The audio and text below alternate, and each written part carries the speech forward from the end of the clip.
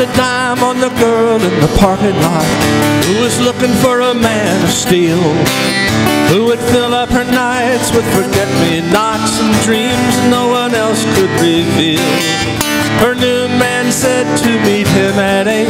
She came in dressed to the nines, but by 10 it was clear he was more than late.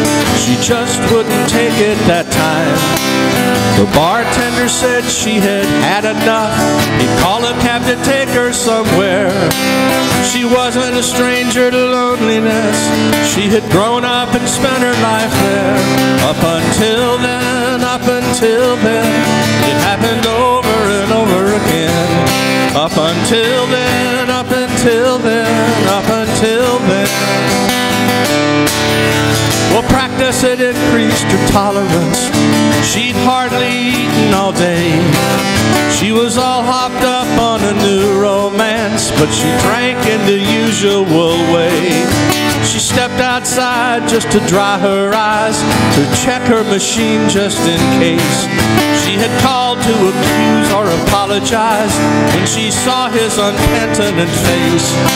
He approached with a girl she had seen before, bimbo up from Raspberry Street. When they saw her they laughed, so did the whore. They dropped a $10 bill at her feet. Up until then, it happened over and over again. Up until then, up until then, up until then.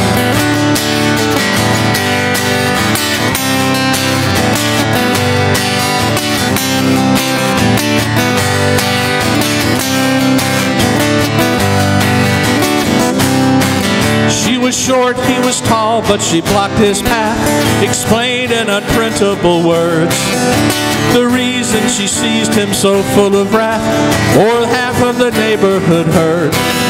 She sprayed him with mace from her pocketbook and then kicked in his personal zone. Her high heels would ruin his perfect looks, left a couple of unbroken bones. Well, the bimbo, she ran to get the cops, but the owner had called from the bar. It took 2 cars with dogs just to make her stop. I'm told that's how some women are. Up until then, never again. It happened over and over again. Up until then, up until then, up until then.